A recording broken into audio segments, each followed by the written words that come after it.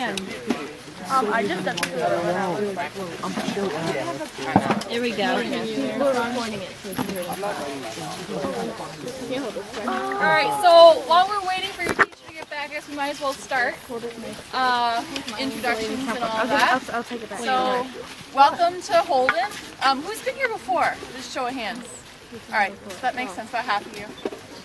So you guys might not have been to this specific area before, but I guess by way of introduction, my name is Jessica. I'm an intern at the Conservation Department. This is Chad, the Director of Conservation Department. Sorry, not Director. Natural Areas Manager. Director would be nice. That would be nice. So I was. And then... my name's Pira. I'm a wildlife biologist in Jaga County, but I work in other counties as well sometimes when they let me come up. Or when you're invited. When I'm invited, when I'm not invited, I usually show up too. Anyway. No. My name's, and your brother, of course, my brother is... Your brother. Your brother's, my brother is what? Your teacher, right? Yeah, my dad taught at your school for many years. He taught science, chemistry mostly at your school.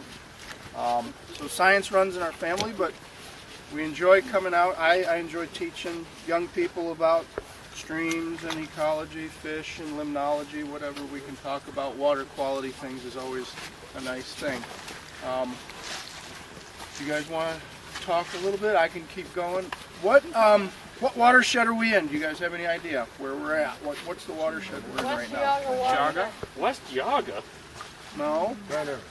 This is not, no. No. Grand River. No, you're way off. Where are we at? Chagrin.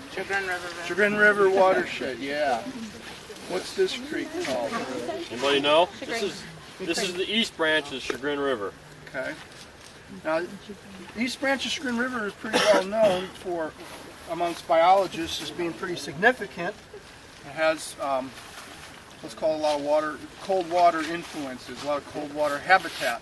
And that means that there's groundwater that feeds a lot of these systems, and that's becoming more and more uncommon. It's a really good, groundwater is usually cleaner, it's always colder, and certain fish, certain macroinvertebrates, bugs need cold water and things like that. These cold water systems clean unpolluted water to survive and live.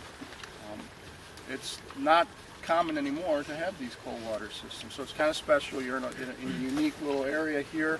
I've been shocking and looking at fish in this stream, this reach here, for about 5 or 6 years, before and after some of the restoration stuff, and I can tell you it's actually gotten better. I've gotten better species, more significant stuff.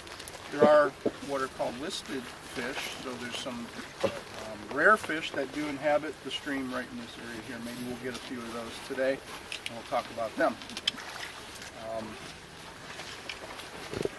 So we have a couple of things that we want to talk about. One of them is how do we kind of determine water quality by, why do we want to look at bugs or fish versus kind of, I did bring water chemistry equipment right here.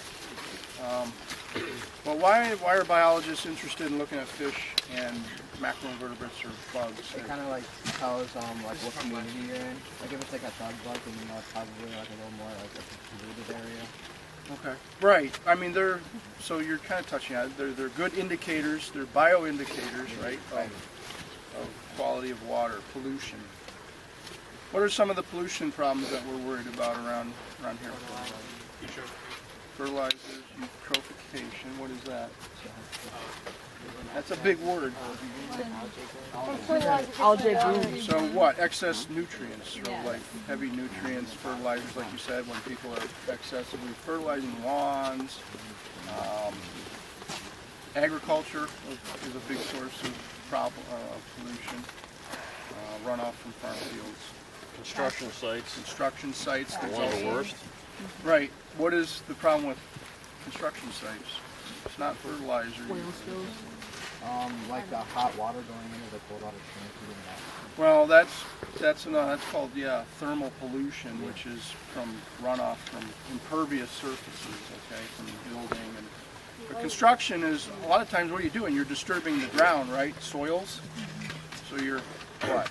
what happens when you disturb soils? You have these big piles. What we're standing on right now. Soils, if it rains and you don't have a protected area, the soil is going to wash right into the stream and what? Increased turbidity. Turbidity, right. And turbidity is not good because it smothers the animals and things that are trying to breathe and want to make their home in all the crevices and everything in the rocks, right? Okay. So we covered that a little bit, some of the pollution issues that are going on around here. What else? What are some other? There's biological pollution, I call it. What would biological pollution be?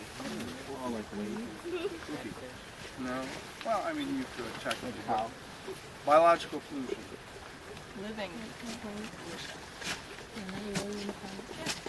What about, have you guys heard of zebra mussels? You've never heard of zebra mussels? No. Okay. Well, zebra mussels came into the Great Lakes, Lake Erie area, 1994, or mid-90s. 94, 95. And they're not from around here. They're from way over in the Caspian Baltic region of Europe, Eastern Europe. Okay, when you bring other species importing accidentally or purposely into another region of the world or country, another country, you're bringing in what's called an alien species or an invasive. They can be invasive, which zebra mussels and quagga mussels in the Great Lakes have been terrible. Can you guys think of any other, have you heard of any other of these alien species that have come into the United States that cause problems? Asian carp is a big, yeah, you probably have heard about Asian carp. That's kind of a really big concern in Mississippi, and getting into the Great Lakes is a huge concern. What other invasive or alien species? They can be plants too. There's a lot of problem plants. These guys are well aware of those. They've spent a lot of time and effort and money trying to control those things. Yeah. Where you guys are now is, as Paul mentioned before, you're in part of the Holden Arboretum that we call the Stebbins Gulch Natural Area, which is about 1,200 acres more or less, and we're pretty much at the western edge of it at this point. Paul mentioned the east branch of the Chagrin River here, which has been deemed to be a high-quality riverine system, and because of that, the Holden Arboretum had recently acquired this property that we're on right now. It's called Riverwood. We acquired this piece because, one, the previous landowner had established a dike or embankment along the floodplain of the river, which caused downstream erosion and a number of other issues. So we acquired this property primarily as a restoration project, so we could restore this section of the river, which is called a reach, and then restore it. We've replanted here, and we've managed invasive plants. So the area that you just walked through would be called the floodplain, and in that area we planted a lot of the willows that you see coming up that are like maybe 4 or 5 feet tall. We planted eastern cottonwood. We planted a lot of dogwoods and other plants that are native that grow vigorously, and the idea is to have the vegetation covering this floodplain to lock the soil in place, prevent erosion, and also, as Paul had just described, invasive species. Coupled with the planting, we do a lot of invasive species management in this area as well. So we manage for garlic mustard, we manage for lesser celandine, honeysuckle, trying to think of what else. Asian bittersweet are primarily the dominant invasives that we manage here, and the idea is to keep them from invading our natural areas and displacing native plants and so on.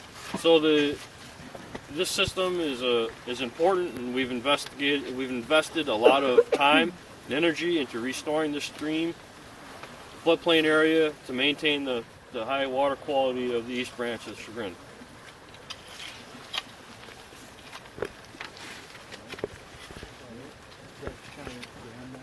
Yeah, I think so. Okay. I think Paul's rigging up.